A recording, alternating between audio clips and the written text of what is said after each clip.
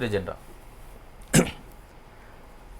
ஒரே நாடு ஒரே தேர்தல் அப்படிங்கிற மசோதா தாக்கல் ஆகியிருக்குது. இது அடிப்படையில் ஜனநாயகத்திற்கு விரோதமானது அப்படின்னு பார்க்குறேன். ஒரு தேர்தல் முறையில் ஏதேனும் போதாமைகள் இருக்குது என்று அரசு கருதினால், அல்லது நாடாளுமன்றம் கருதினால், அல்லது மக்கள் கருதினால், அதற்கான தீர்வு மேலும் ஜனநாயக ரீதியான தீர்வுகளை நோக்கி போகணும். ஜனநாயகத்தை இறுக்கிட்டு அதிகாரத்தை ஒரு இடத்துல குவிப்பதாக இருக்கக்கூடாது அப்படின்னு ஸ்வீடன் நோபல் பரிசு பெற்றவர் குன்னார் மிர்தால் அப்படிங்கிறவர் இந்தியாவுக்கு வரும்போது கேட்ட கேள்விக்கு பதில் சொல்றார். முன்னாடி ஜனநாயகத்தில் சிக்கல் இருக்குன்னு நம்ம நினைச்சோம்னா அதற்கான தீர்வு மேலும் ஜனநாயகமாக இருக்க வேண்டுமே தவிர ஜனநாயகத்தை குறைத்து தீர்வுகளை தேடக்கூடாது அப்படின்னு சொல்றாரு. அவர் சொல்ற கருத்து சரியான கருத்தாக நான் நினைக்கிறேன். ஒரே நாடு ஒரே தேர்தல் என்பது ஜனநாயகத்தில் இருக்கக்கூடிய குறைகளை தீர்ப்பதற்காக கொண்டு வந்திருக்கிற தேர்தல்னு சொல்றாங்க.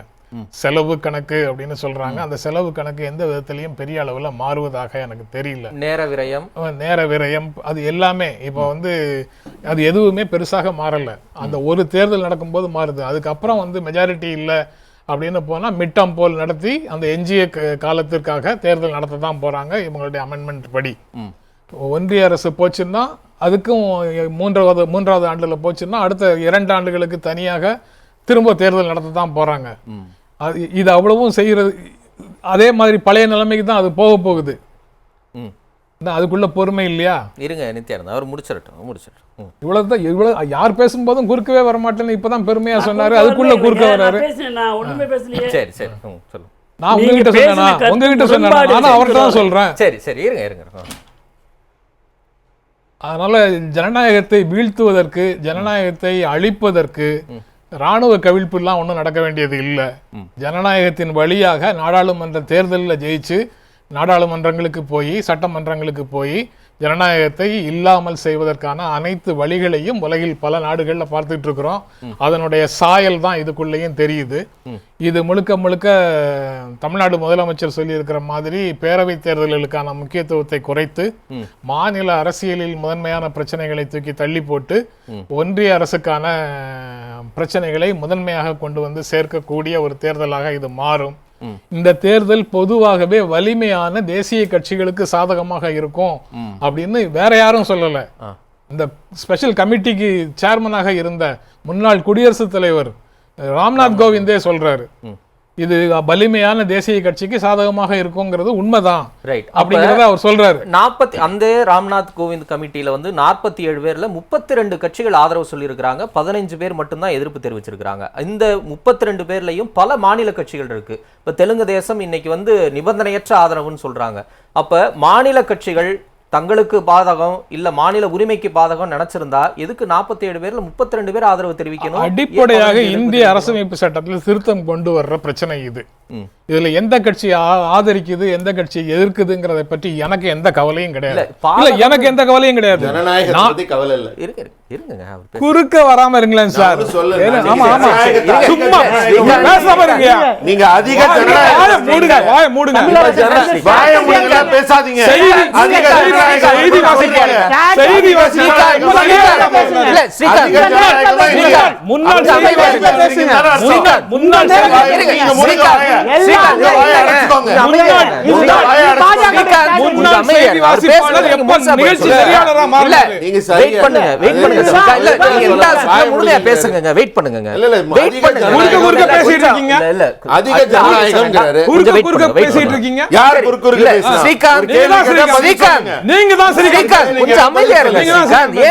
இவர் இங்க மட்டும் இல்ல, இந்த நிகழ்ச்சியில மட்டும் இல்ல, எங்க போனாலும் இதான் செய்யறாரு.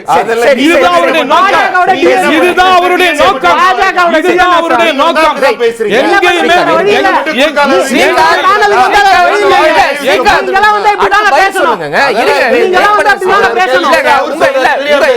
உங்க சுற்றுல குறுக்கிட்டால் நான் கேட்பேங்க. அமைதியா இருங்க ஸ்ரீகாந்த்.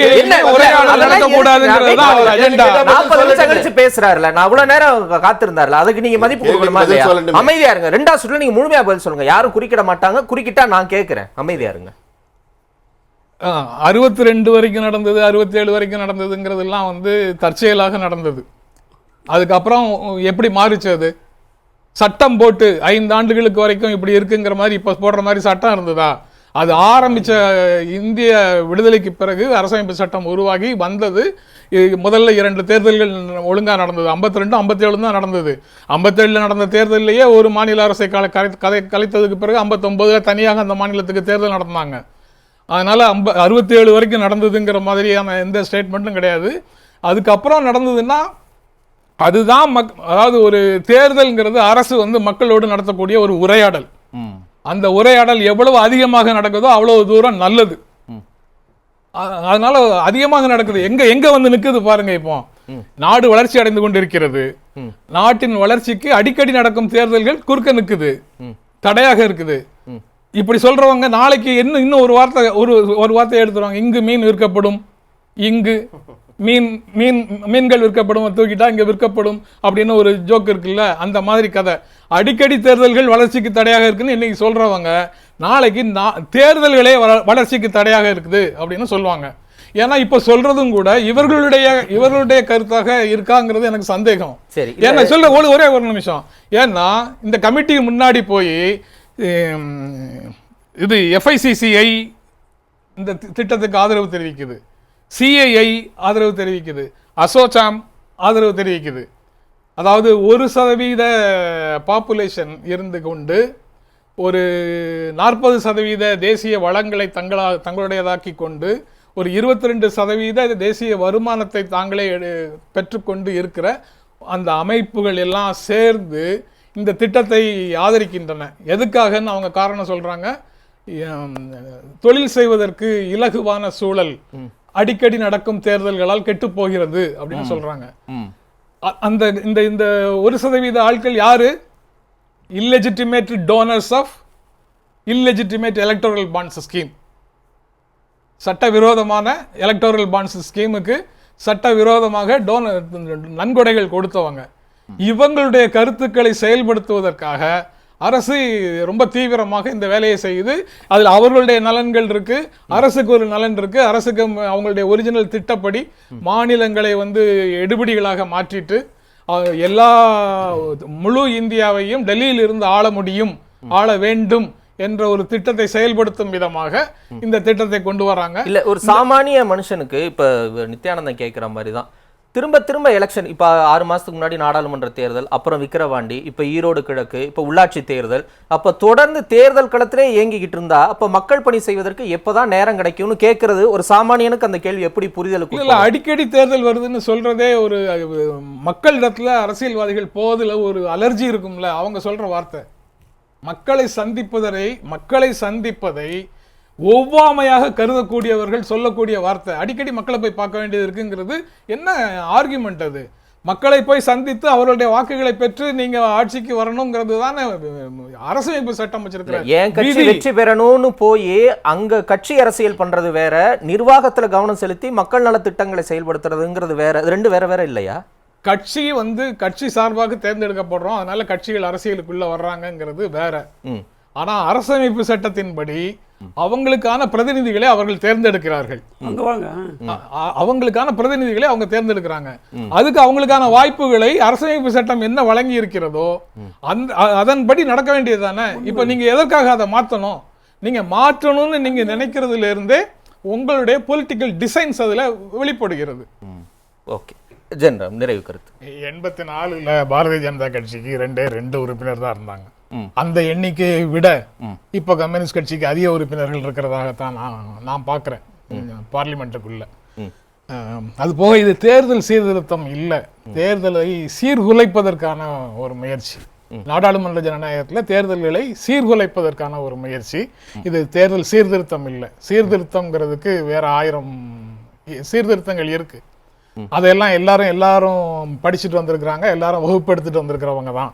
இல்ல, ஒரு சில மேற்கத்திய நாடுகளோடு ஒப்பிட்டு பேசுறாங்கல்ல, ஒரே நாடு ஒரே தேர்தல் அங்கெல்லாம் நடக்குது, அதனால அங்க வளர்ச்சி அதிகமா இருக்கு, அதே பாணியை இங்க பின்பற்றணும் அப்படின்னு. இப்ப நித்யானந்தா கூட ஜெர்மன் ஸ்ட்ரக்சர், ரைட் அதான் அதெல்லாம் பண்ணணும் அப்படின்னு சொல்றாங்களா? அது சரியா பார்க்க முடியாது. என்ன வளர்ச்சி அவங்க சொல்றாங்க? அவங்க சொல்ற வளர்ச்சிக்கு என்ன பொருள் அப்படின்னு திரும்ப பேசினா அதுக்கு இன்னும் அதிகமான அப்ப நேரம் இந்தியா தான் அதுதான். வளர்ந்து மத்தெல்லாம் சரி, வளரல. சரி, wait, wait, wait. CII FICCI ASSOCHAM இவர்களுடைய வளர்ச்சியை தான் இவங்க வளர்ச்சின்னு சாதாரண மக்களுக்கான வளர்ச்சியா சொல்லிட்டு இருக்காங்க. அது போக இது போன்ற சீர்திருத்தங்கள் எல்லாம் இவங்க சொல்ற சீர்திருத்தங்கள் எல்லாம் காங்கிரஸ் கட்சிக்கும் பிஜேபிக்கும் இடையிலான போட்டி இல்ல, பிஜேபிக்கும் திமுகவுக்கும் இடையிலான பிரச்சனை இல்ல. இது இந்திய மக்களுடைய வாக்குரிமை, ஜனநாயக உரிமை சம்பந்தப்பட்டது. அதை எப்படி நீங்க திசை திருப்புகிறீர்கள், எப்படி அவர்களிடமிருந்து பாதியை பறிக்கிறீர்கள் என்பது தொடர்பானது. மாநிலங்களுக்கு இருக்கக்கூடிய உரிமைகளை கூட்டாட்சி அமைப்பு முறைக்குள்ள எப்படி மாநிலங்களிடமிருந்து நீங்கள் பறிக்கிறீர்கள் என்பது. இந்த ஒரு தேர்தல் நடத்துவதை மட்டுமே ஜனநாயகமாக சித்தரித்து மாநிலங்களுடைய உரிமையை பறிக்கிறத தனி சாப்டராக கொண்டு போற எல்லா வேலைகளையும் செய்து பார்க்கிறார்கள். ஆனா எதிர்க்கட்சிகள் விழிப்புணர்வோடு இருந்து 2/3 மெஜாரிட்டியை கொடுக்காம இந்த மசோதா என்று வாக்கெடுப்புக்கு வந்தாலும் தோற்கடிக்க வேண்டும் என்று விரும்புகிறேன். சரி.